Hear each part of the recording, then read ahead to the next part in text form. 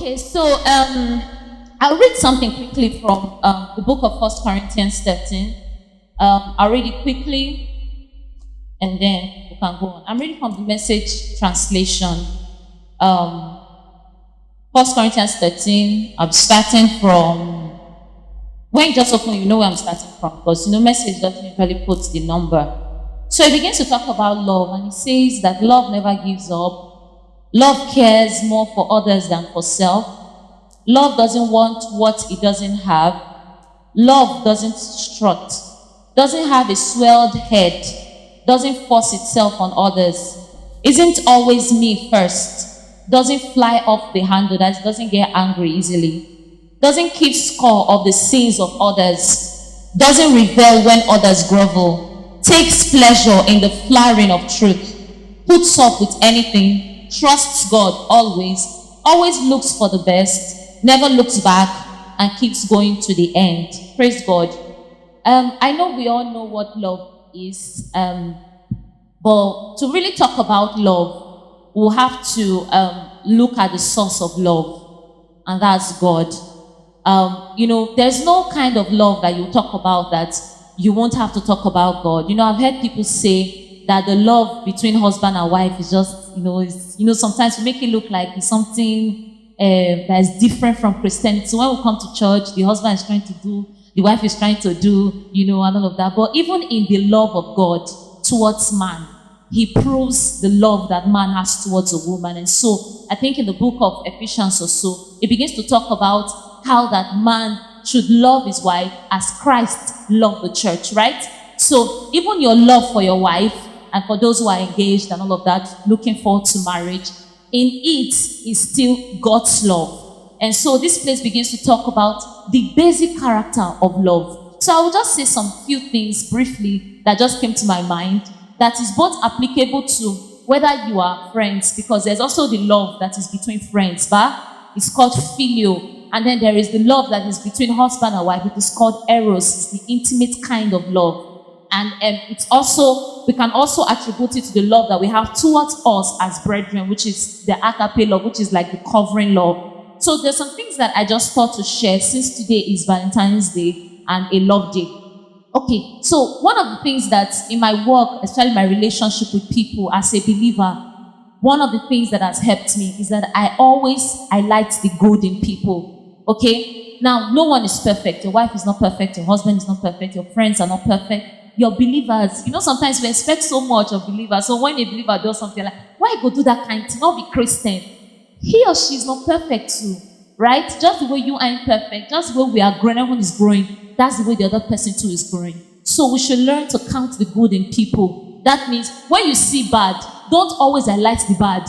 That means this person, I don't like the way they do, I don't like the way they betray people, I don't like the way they look me. No, look for the good in that person and count it. That's number one. Number two, make excuses for people. Your wife, your husband, your friends, believers in church. They do something, just make excuse. Why this person talk to me like that?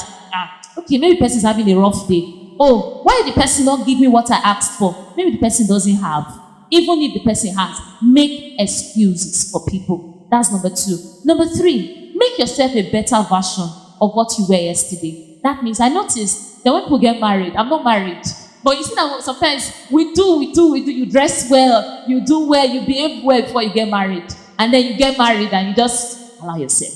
After all, I'm married, right? So try to make yourself a better person. So what's that thing? Maybe you see husband and wife, the wife is telling you, okay, I don't like the way they do. I don't like the way they talk to me. Make yourself a better version of who you were yesterday. Okay? So look at yourself. What are those things I'm not trying at? Okay, do I snap easily? Do I get withdrawn? Okay, me personally, into myself, I like to be indoors. Maybe I have a friend who's always complaining, you're not coming out, you're not reaching out. You understand? Make yourself a better version of who you are. Even in our walk with God, right? You're not where you used to be yesterday, right? You learn, okay, I'm not loving enough, I'm not joyful enough. You do something to get better. That's number three. Number four, celebrate your friends, celebrate your partner. Don't wait till Valentine's Day to send that cake. Okay? You can choose a random day, right? You can just choose. Many times the woman is at home, she's taking care of the children. She has put to bed. She went through 9 months. Some husbands, you have never told her, thank you for giving birth to my child. Thank you for carrying my child for 9 months. Thank you for taking care of them. Thank you for waking up in the morning to cook my meals. I'm sure many men are guilty. Right. So let's celebrate our partners. Let's celebrate our friends. Someone did something for you. Someone is always there for you. Maybe someone takes out time to reach out to you. Don't think it's because the person does not have work, or because the person is not here working, or the person is not. No, appreciate them. Tell them thank you. Oh, husband, thank you for waking up in the morning to go to work, for putting food on the table. It looks mundane, but trust me, it makes love work. Okay? So we have another word called I'm sorry. I notice that many times people are not quick to say I'm sorry. You do something wrong, you notice it, say I'm sorry. And then lastly, I'll talk about love languages. Many times, lastly, I'll just say this in passing. When you are courting a woman, you will buy things for her. When you are going to the house, maybe you are going to go and see her in her parents' house, you will buy bread. You will stop by the eatery, you buy meat pie. You will buy this one just to woo her, right? Then you will not put ring. She will not say I do. You will not say after all, I've gotten her. And then men, I hear this common phrase that they say, men, we like to chase. We like to do the chasing. We like to do the pursuing. So when you have gotten her, don't need to chase. No, keep chasing her, even at home, right? You can be coming from work. Get her something. It doesn't have to do with the largeness of the gift, right? It doesn't have to be a car. It doesn't. Because the truth is that if you have not given her meat pie, man, I am beginning to doubt if you'll be able to give her a car.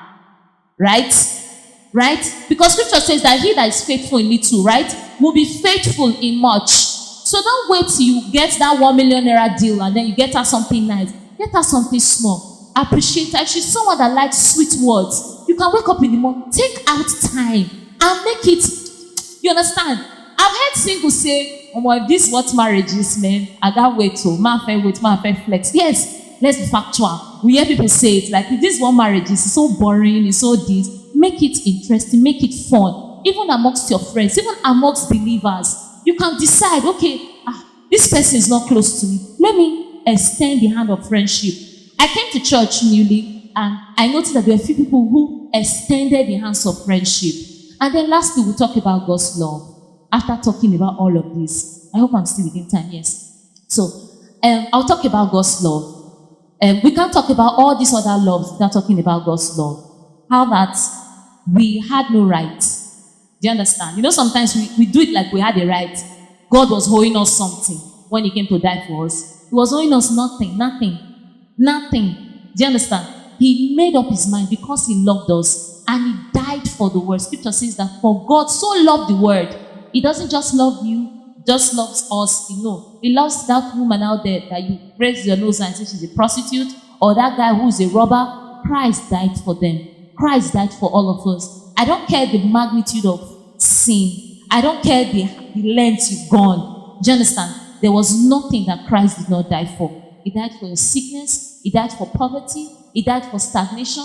Do you understand? He says that the chastisement of his peace, of your peace rather, he bore upon. That means anything that disturbs you, he bore upon his shoulder. So we just say we're celebrating love, but we're also celebrating God today for making it possible for us to be children of God.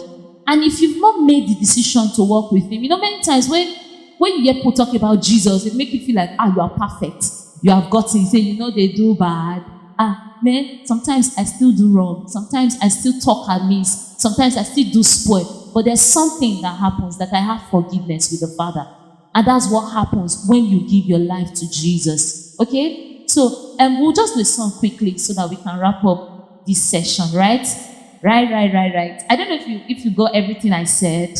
Yes. So let's just go back. Apart from paparazzi, let's take our time and just make up your mind to do something better in your work with God, your work with your wife and husband, and then your work with your friends. Thank you.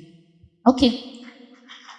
Thank you. So I'll be doing reckless love. Before I spoke a word, you were singing over me. You have been so good to me. the breath you breathe your life in me.